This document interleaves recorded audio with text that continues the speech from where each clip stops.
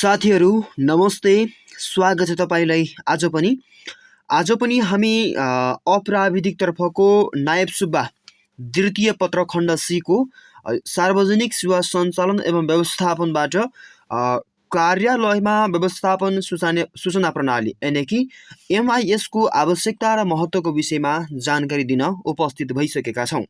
आजको यो भिडियोमा सबैभन्दा सुरुमा हामी यो सूचना प्रणाली भनेको के हो, त्यसमा व्यवस्थापन सूचना प्रणाली भनेको के हो, यसले कार्यालय व्यवस्थापनमा सूचना प्रणालीको आवश्यकता किन छ, कार्यालय व्यवस्थापनमा व्यवस्थापन सूचना प्रणालीको महत्त्व किन छ, यसको व्यवस्थापन कसरी भइरहेको छ, कार्यालय व्यवस्थापन का लागि एमआइएसको कसरी प्रयोग भइरहेको छ, यसका सम्बन्धमा के कस्ता व्यवस्थाहरू छन्, के कस्ता प्रयासहरू छन् भन्ने यावत विषयमा हामीले जानकारी दिनेछौँ। तपाईँले भिडियो अन्तिमसम्म हेर्नुहोला। सबैभन्दा सुरुमा हामीले बुझौँ एमआइएस यानि कि व्यवस्थापन सूचना प्रणाली। व्यवस्थापन सूचना प्रणाली भनेको के हो त्यो बुझ्नुभन्दा पहिला हामीले छोटोमा सूचना प्रणाली भनेको के हो यो बुझ्छौँ। सूचना प्रणाली के हो त? सूचना प्रणाली भनेको प्रविधिको माध्यमबाट कार्यालयमा प्राप्त सूचनाको व्यवस्थापन गर्ने कार्य के हो त? सूचना प्रणाली हो। हेर्नुहोस् है, यो प्रविधिको माध्यम भनेको laptop, computer, email, internet, Facebook, Twitter, विभिन्न माध्यम जो प्रविधि छ, यो प्रविधिको माध्यमबाट कार्यालयमा प्राप्त सूचनाको व्यवस्थापन गर्ने कार्यलाई के भन्छ? सूचना प्रणाली भन्छ।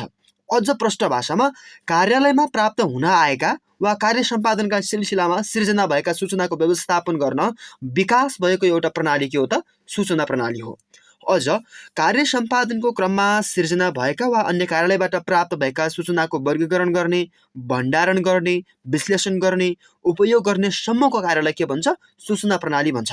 अझ सूचना प्रणालीलाई कार्य सञ्चालन प्रणाली र व्यवस्थापन सूचना प्रणाली गरेर दुई भागमा विभाजन गर्न सकिन्छ। कसलाई? सूचना प्रणालीलाई। हेर्नुहोस् है, सूचना प्रणालीलाई कार्य सञ्चालन प्रणाली र एउटा व्यवस्थापन सूचना प्रणाली गरेर दुई भागमा विभाजन गरिएको छ। त्यसमध्येको हामीले आज अध्ययन गर्ने भनेको व्यवस्थापन सूचना प्रणाली यानि कि एमआइएस, म्यानेजमेन्ट इन्फर्मेसन सिस्टम। यो भनेको के हो भन्ने विषयमा हामीले आज विस्तृत रूपमा अध्ययन गर्नेछौँ। तपाईँले भिडियो अन्तिमसम्म हेर्नुहोला। अझ सूचना प्रणालीले सङ्गठनमा प्राप्त भएका सूचना तथा सिर्जना भएका सूचनालाई वर्गीकरण, विश्लेषण गरी अन्तिम र उपयोग योग्य तयार गर्ने र सोको सूचना आवश्यकता अनुसार परिपूर्ति गर्ने व्यवस्था अथवा आपूर्ति गर्ने व्यवस्था मिलाउने चाहिँ कसले गर्छ भन्दा सूचना प्रणालीले गर्छ। यति कुरा बुझौँ, सूचना प्रणाली भनेको कार्यालयमा प्राप्त भएका वा कार्य सम्पादनको सिलसिलामा सिर्जना भएका कागजहरू अथवा अभिलेखहरू, सिर्जनाहरूको अथवा प्रमाणहरूको चाहिँ एउटा प्रविधिको माध्यमबाट उपयोग गर्ने, भण्डारण गर्ने, त्यसको विश्लेषण, वर्गीकरण गर्ने, संरक्षण गर्ने कार्य अथवा जसले प्रविधिको प्रयोग गरेर गरिने कार्य एउटा के हो त? एउटा सूचना प्रणाली हो। अब हामी बुझ्नुपर्ने कुरा के छ भन्दा व्यवस्थापन सूचना प्रणाली, म्यानेजमेन्ट इन्फर्मेसन सिस्टम यानि कि व्यवस्थापन सूचना प्रणाली के हो त? छोटो अर्थमा हामी के बुझौँ? सङ्गठनको सञ्चार प्रक्रियामा सूचना प्रविधिको प्रयोग गर्नु व्यवस्थापन सूचना प्रणाली हो। यति कुरा हामीले बुझ्दा हुन्छ। छोटोमा हेडिङ पोइन्ट यसरी बुझौँ। अब हामीले लेख्ने कुरा के हो त भन्दा यस्तो छ, कुनै पनि सङ्गठन वा कार्यालयमा प्राप्त वा सिर्जना भएका तथ्य, तथ्याङ्क एवं जानकारीलाई एक निश्चित स्थानमा सङ्कलन, भण्डारण, प्रशोधन गर्ने र उक्त स्थानबाटै प्रवाहीकरण गर्ने प्रविधिमा आधारित प्रणालीलाई व्यवस्थापन सूचना प्रणाली भनिन्छ। के बुझौँ? कुनै पनि सङ्गठन वा कार्यालयमा कार्य सम्पादनको सिलसिलामा सिर्जना भएका वा बाहिरी कार्यालयबाट प्राप्त भएका तथ्य, तथ्याङ्क वा जानकारीलाई निश्चित स्थानमा सङ्कलन, भण्डारण, प्रशोधन गर्ने र उक्त स्थानबाटै प्रवाहीकरण गर्ने प्रविधिमा आधारित एउटा के हो? प्रणाली नै व्यवस्थापन सूचना प्रणाली हो। व्यवस्थापन सूचना प्रणालीलाई अथवा एमआइएसलाई एकीकृत तथा आधुनिक सूचना प्रणालीको नामले पनि चिन्ने गरिन्छ। यो एउटा आधुनिक पद्धति हो। व्यवस्थापन सूचना प्रणाली भनेको एउटा आधुनिक प्रणाली हो, आधुनिक पद्धति हो, किनभने यसमा चाहिँ प्रविधिको प्रयोग गरिएको हुन्छ। अर्को भनेको व्यवस्थापकीय कार्य प्रणालीलाई दक्ष, मितव्ययी तथा प्रभावकारी तुल्याउनका लागि चाहिँ सूचनाको समुचित तथा व्यवस्थित प्रयोग गर्नका लागि सूचना प्रणाली व्यवस्थापन सूचना प्रणालीको प्रयोग गरिएको हुन्छ। यो सङ्गठनका main, money, machine, material and the method आदिलाई सूचना प्रणालीका माध्यमबाट सुव्यवस्थित गर्ने पद्धति एउटा के हो त सूचना व्यवस्थापन प्रणाली, व्यवस्थापन सूचना प्रणाली हो।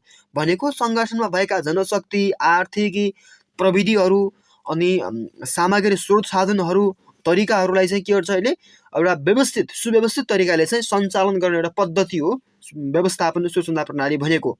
अर्को भनेको सूचना प्रणालीलाई प्रविधिमुखी तुल्याई व्यवस्थापकीय क्षमता बढोत्तरी गर्ने कार्य व्यवस्थापन सूचना प्रणाली हो भनेको छ। भनेको यो प्रविधिको अवलम्बन गरी कार्य सम्पादनलाई अथवा यो व्यवस्थापकीय कार्यमा चाहिँ क्षमताको अभिवृद्धि गर्ने, बढोत्तरी गर्ने कार्य अथवा एउटा कार्यमा सहजता ल्याउने पद्धति, प्रक्रिया पद्धति र स्रोत साधन के हो त भन्दा व्यवस्थापन सूचना प्रणाली हो। यति कुरा बुझौँ। एमआइएसले चाहिँ व्यवस्थापनलाई 3E भन्छ के, इफेक्टिभ अनि इकोनोमिक र इन्फेक्टिभ। यो गरेर चाहिँ तीनवटा कुरा प्रभावकारी, मितव्ययी, अर्को के छ प्रभावकारी, मितव्ययी र कुशलतम बनाउन चाहिँ यसले सहयोग गर्दछ। कसले भन्दा एमआइएसले।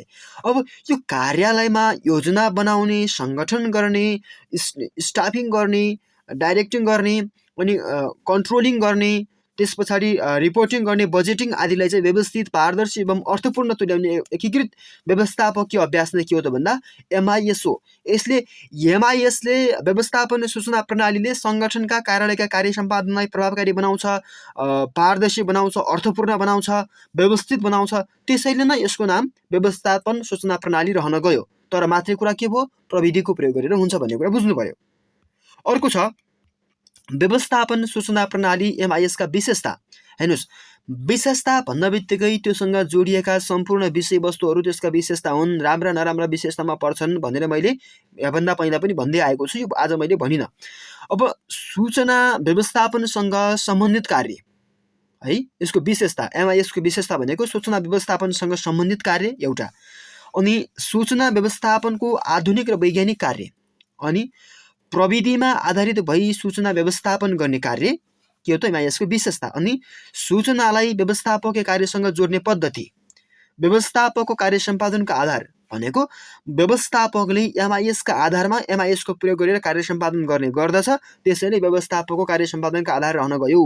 निर्णय निर्माणको आधार, निर्णय निर्माण भनेको अब सङ्गठनका निर्णय निर्माणहरू बनाउन, योजनाहरू बनाउनका लागि चाहिँ एमआइएसको प्रयोग गरिन्छ। त्यसैले त्यो पनि आधार नै भयो।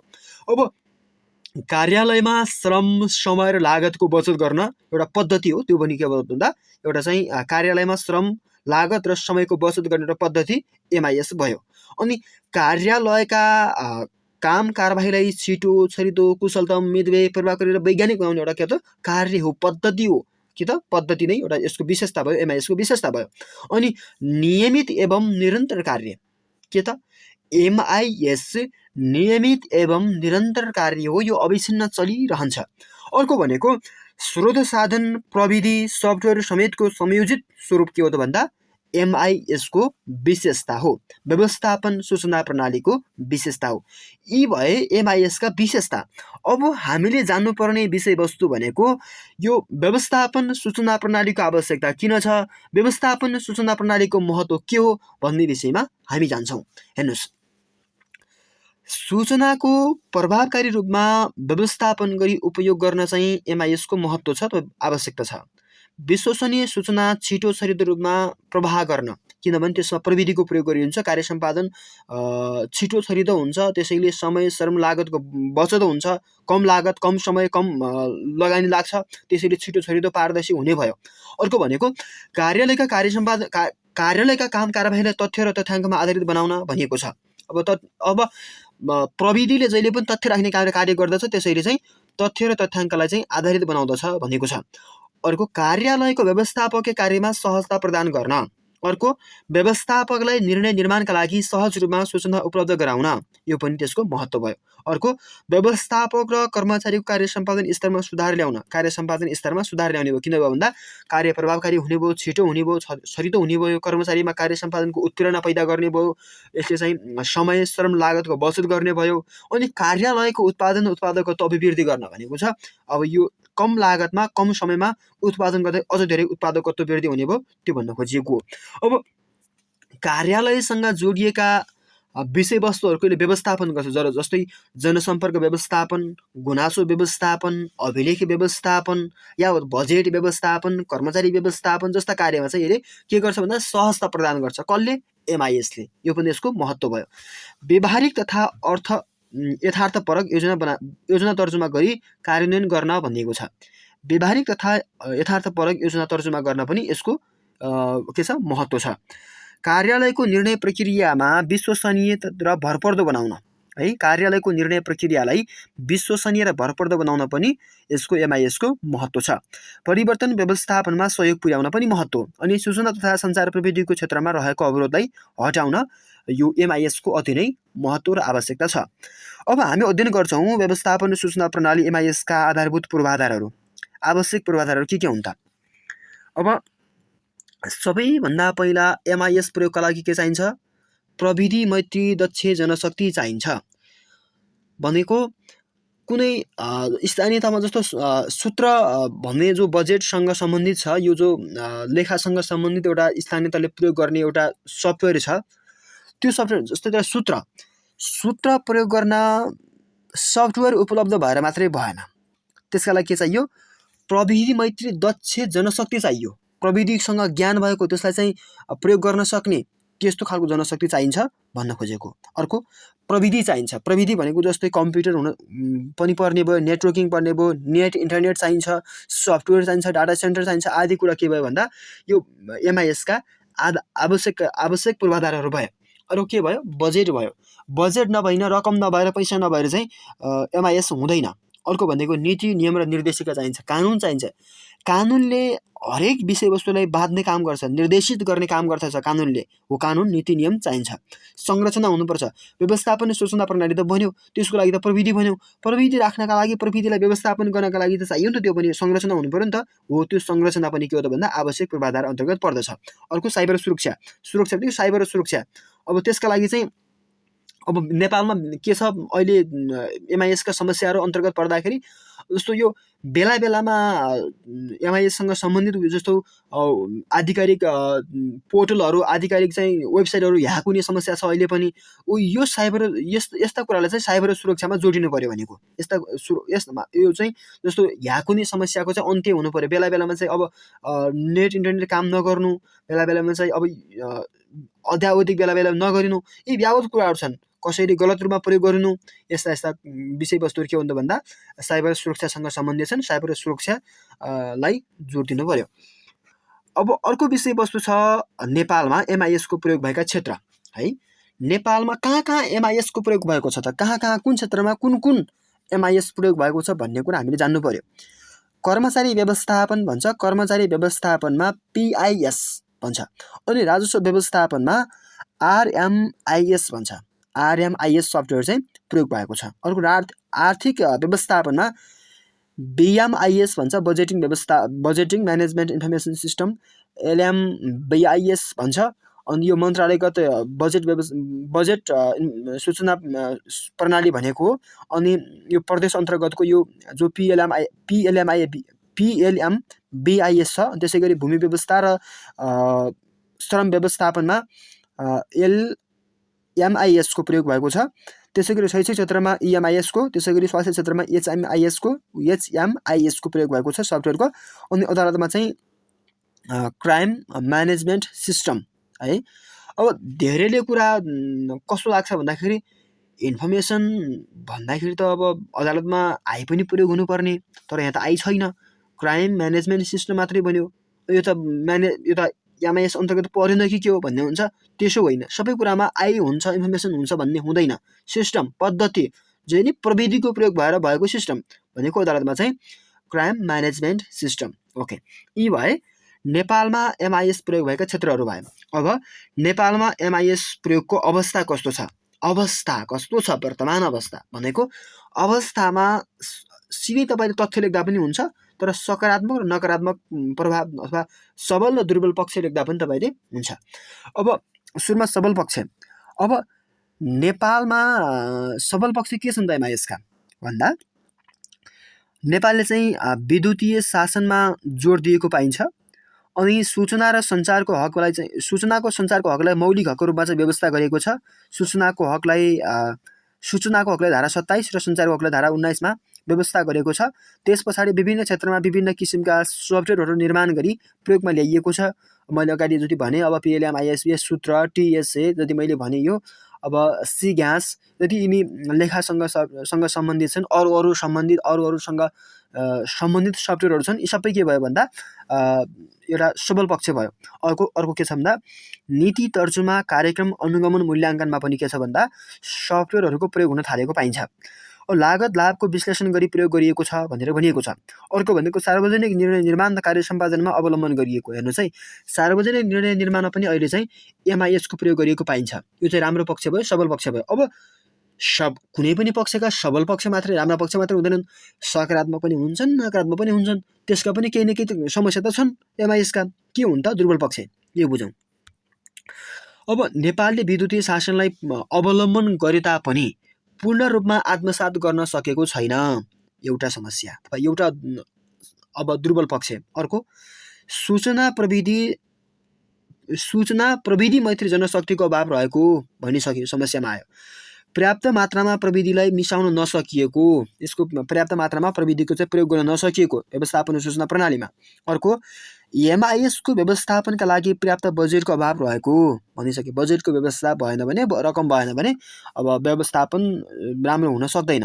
अर्को भनेको लागू भएका सफ्टवेयर सुरक्षित र भरपर्दा नहुनु। यसको ठ्याक्कै उदाहरण अघिल्लो वर्ष लोकसेवा आयोगको के भयो भन्दा डाटा हरायो है। अनि पछाडि फेरि चाहिँ परीक्षार्थीहरूले फेरि चाहिँ दरखास्त दिनु पर्यो, त्यस्तो खालको भएको थियो। बेला बेलामा चाहिँ अब आधिकारिक निकायकै डाटाहरू हराउने, सफ्टवेयरहरू सुरक्षित नहुनु, ह्याक भइदिने बेला बेलामा, अनि बेला बेलामा काम नगरिदिने, सर्भरले काम नगरिदिने, त्यस्ता खालका समस्या छन् भनिएको छ। अनि MIS को प्रयोगलाई चाहिँ सुरक्षित बनाउन सकेको छैन, मैले भनिसकेँ।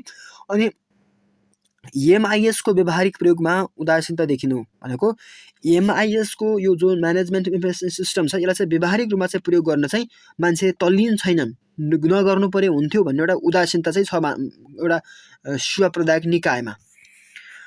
यी भए दुर्बल पक्ष। अब व्यवस्थापन सूचना प्रणालीमा यो व्यवस्थापन सूचना प्रणालीलाई प्रभावकारी बनाउनका लागि, एउटा विश्वसनीय बनाउनका लागि, गुणस्तर वृद्धि गर्नका लागि नेपालमा केही न केही प्रावधान गरिएको छ, केही न केही व्यवस्था गरिएको छ र केही न केही प्रयास गरिएको छ। प्रयास, व्यवस्था, प्रावधान भन्यो भने तीनवटा कुरा नबिर्सने। संवैधानिक र नीतिगत, संस्थागत र कार्यक्रमगत व्यवस्था, यी तीनवटा कुरा नबिर्सिने, अरू बाँकी तपाईँ गरिहाल्नुहुन्छ। त्यही पनि छोटोमा भनिदिउँ, संवैधानिक तथा नीतिगत व्यवस्थामा नेपालको संविधानको प्रस्तावनामै सुशासनको प्रतिबद्धता गरिएको। अनि संविधानको भाग 3 को 3 मा चाहिँ यो सञ्चारको हक, सूचनाको हक, गोपनीयताको हक, जति मैले यो भने यो चाहिँ अब सञ्चारको हक, अनि सञ्चारको हक 19, सूचनाको हक 27, गोपनीयताको 28, संवैधानिक उपचारको हक 46, यदि कुराहरू छन्, यी हक मौलिक हकको रूपमा व्यवस्था गरिएको छ। र अर्को छ राज्यका निर्देशक सिद्धान्त, नीति तथा दायित्वको पनि व्यवस्था गरिएको। अनि अर्को चालु 15औं योजनाले MIS ले चाहिँ प्राथमिकतामा राखेको छ। अनि वार्षिक बजेटमा MIS सँग सम्बन्धित विभिन्न कार्यक्रमहरू हुने गर्छन्।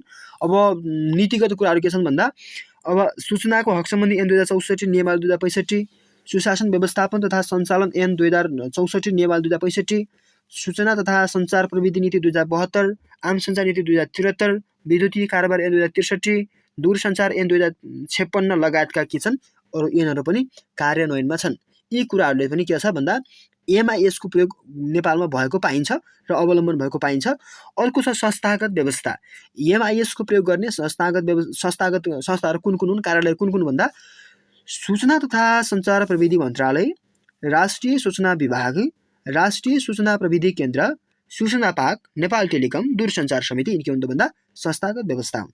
अर्को छ कार्यक्रमगत व्यवस्थामा यो अभिलेखाङ्कन कार्यक्रम छ, हलो सरकार छ, हेल्प डेस्क छ, टोल फ्री नम्बर छ, नागरिक बडापत्र, गुनासो व्यवस्था, गुनासो पेटिका, यी कुरा के भयो भन्दा एउटा कार्यक्रमगत व्यवस्था भए। कसका लागि भन्दा सूचना व्यवस्थापन सूचना प्रणालीलाई प्रभावकारी बनाउनका लागि गरिएका व्यवस्थाहरू अन्तर्गत यी भए कार्यक्रमगत व्यवस्था। अब हामी लाग्छौँ, अब चाहिँ हामी व्यवस्थापन सूचना प्रणालीमा देखेका समस्या समाधानका उपाय। मैले यहाँ समस्या किन लेखिदिएन, किन भनिदिएन भन्दा समस्या मैले माथि नै भनिसकेको छु र यहाँ समाधानको उपाय पनि तपाईँ थाहा पाइहाल्नुहुन्छ। अब व्यवस्थापन सूचना प्रणालीसँग सम्बन्धित स्पष्ट र दीर्घकालीन नीतिको तर्जुमा र कार्यान्वयन हुन नसक्नु एउटा समस्या छ भने त्यसलाई कार्यान्वयन गर्नु चाहिँ अब कार्यान्वयन गर्नुपर्ने त गर्ने उपाय भयो। अनि सूचना प्रणालीको प्रयोगमा अधिकतम जोड दिने यसको उपाय। अनि दक्ष तालिमयुक्त जनशक्ति निर्माण गर्ने, स्रोत साधनको कुशलतम व्यवस्थापन गर्ने, अनुगमन तथा मूल्याङ्कन प्रणालीलाई व्यवस्थित गर्ने, सूचना प्रणालीमा आधारित सेवा प्रवाहलाई मान्यता दिने, सूचना र सञ्चारको हकलाई चाहिँ मौलिक हक रूपमा व्यावहारिक रूपमा कार्यान्वयन गर्ने, प्रत्येक कार्यालयमा सूचना प्रविधि मैत्री बनाउँदै लैजाने, अनि सञ्चार प्रविधि मैत्री संरचना र पूर्वाधार निर्माणमा पर्याप्त लगानी र बजेटको व्यवस्था गर्ने। यी चाहिँ राम्रा पक्ष भयो। तथा नेपालमा बजेट यो सूचना व्यवस्थापन सूचना प्रणालीमा देखेका समस्या समाधानका उपायहरू भए। अब चाहिँ व्यवस्थापन सूचना प्रणालीले निर्णय निर्माणमा कसरी सहयोग पुग्छ त, यो चाहिँ प्रश्न पनि सोध्न सक्छ परीक्षामा। निकै महत्त्वपूर्ण कुरा हो। यो चाहिँ यहाँ समावेश गरिएको छ। कसरी छ त, सही समयमा वास्तविक सूचना उपलब्ध हुँदा शीघ्र निर्माण गर्न सकिन्छ। पहिलो कुरा, सही सूचनाको प्राप्ति हुँदा निर्णय वास्तविक हुन जान्छ। दोस्रो, निर्णय प्रक्रिया सही र मितव्ययी बन्न जान्छ। व्यवस्थापन पक्षले निर्णय प्रक्रियामा अन्यल र कानुनी झन्झट बेहोर्नु पर्दैन। निर्णय प्रक्रियामा सबै पक्षको सहभागिता रहन्छ। निर्णयको कार्यान्वयन र निर्णयको सम्पूर्ण जानकारी समयमै प्राप्ति हुन जान्छ। भविष्यमा सही निर्णय गर्न सूचनाको सही अभिलेख कायम रहन्छ। व्यवस्थापनको निर्णय लागू हुनुपर्ने सम्पूर्ण क्षेत्रसम्म सबै निर्णय सहज सबै प्रवाह हुन जान्छ भनेको छ। छिटो छरितो प्रवाह हुन्छ। कार्यालयको लक्ष्य तथा उद्देश्य प्राप्तिमा सहजता हुन्छ। सबै कर्मचारीबीच एवं बाह्य वातावरणसँग उचित सम्बन्ध र सहकार्य हुँदा निर्णय प्रक्रिया थप प्रभावकारी हुन्छ। यसको आधारमा गरिएका निर्णयहरू विश्वसनीय हुन्छन् आदि भनिएको छ। यी भए व्यवस्थापन सूचना प्रणालीले निर्णय निर्माणमा कस्तो खालको सहयोग पुर्याउँछ, कसरी सहयोग पुर्याउँछ भन्ने विषयवस्तु भए। अब चाहिँ हामी अन्तिममा परीक्षाका दृष्टिकोणले निकै सम्भावित र तपाईँको अभ्यासका लागि केही प्रश्न हामीले यहाँ उल्लेख गरेका छौँ। यी प्रश्न हेर्नुहोला। प्रश्न नम्बर 1, व्यवस्थापन सूचना प्रणाली भनेको के हो, यसका विशेषता उल्लेख गर्नुहोस्। 2+3। प्रश्न नम्बर 2, कार्यालयमा एमआइएसको आवश्यकता भनेको व्यवस्थापन सूचना प्रणालीको आवश्यकता र महत्त्व उल्लेख गर्नुहोस्। 5 नम्बर। अनि प्रश्न नम्बर 3, कार्यालयमा एमआइएसको प्रयोगका लागि के कस्ता पूर्वाधारहरू आवश्यक पर्छन् उल्लेख गर्दै नेपालमा व्यवस्थापन सूचना प्रणालीको वर्तमान अवस्थाबारे समीक्षात्मक टिप्पणी गर्नुहोस् भनेको छ। अब यहाँ सकारात्मक र नकारात्मक अथवा दुर्बल र सबल पक्ष लेख्ने यो वर्तमान अवस्थामा। अनि पूर्वाधारको अवस्था मैले पूर्वाधार भनिसकेँ, अगाडि जनशक्ति प्रविधि मैत्री जनशक्ति भनिसकेँ, बजेट भनिसकेँ, ती कुराहरू पर्ने भए। अनि प्रश्न नम्बर 4मा नेपालको सार्वजनिक सेवाका कुन कुन क्षेत्रमा व्यवस्थापन सूचना प्रणालीको प्रयोग भएको पाइन्छ, व्यवस्थापन प्रणाली चाहिँ प्रयोग भएको छ उदाहरण दिई लेख्नुहोस् भनेको छ। 5 नम्बर। अनि प्रश्न नम्बर 5मा नेपालमा व्यवस्थापन सूचना प्रणालीले निर्णय प्रक्रियामा कसरी सहयोग पुर्याउँछ लेख्नुहोस्। अगाडि भर्खर मैले भनेको छु। अनि प्रश्न नम्बर 6, व्यवस्थापन सूचना प्रणाली सम्बन्धी नेपालमा गरिएका प्रयासहरू उल्लेख गर्नुहोस्। 5 नम्बर। कार्यक्रमगत, संवैधानिक र नीतिगत, अनि कार्यक्रम संस्थागत र कार्यक्रमगत व्यवस्था, 3वटा व्यवस्थाहरू लेख्नुहोला। अनि क्वेसन नम्बर 7मा कार्यालयको निर्णय प्रक्रियामा एमआइएसको प्रभावबारे के छ, प्रभावबारे लेख्नुहोस् भनेको छु। यो पनि त्यही हो है, निर्णय निर्माणमा कसरी सहयोग पुर्याउँछ भनिएको 5 र 7को प्रश्नको एन्सर एउटै हुन्छ। यति कुरा छ। अब आजसम्म तपाईँले चाहिँ यो नायब सुब्बाको द्वितीय पत्र खण्ड C अन्तर्गतको कार्यालय व्यवस्थापनका टपिकहरू तपाईँले भ्याइसक्नुभयो। अब चाहिँ हामी भोलिको दिनमा अर्को टपिकमा भिडियो निर्माण गर्छौँ। तपाईँ पनि लोकसेवा आयोगको नायब सुब्बा, खरिदार र शाखा अधिकारी तयारी गर्नुहुन्छ भने हाम्रो यो सोलुसन टिम नेपाल युट्युब च्यानलमा जोडिनुहोला र तपाईँले कस्तो लाग्छ सल्लाह सुझाव र प्रतिक्रिया पनि तपाईँले दिँदै जानुहोला।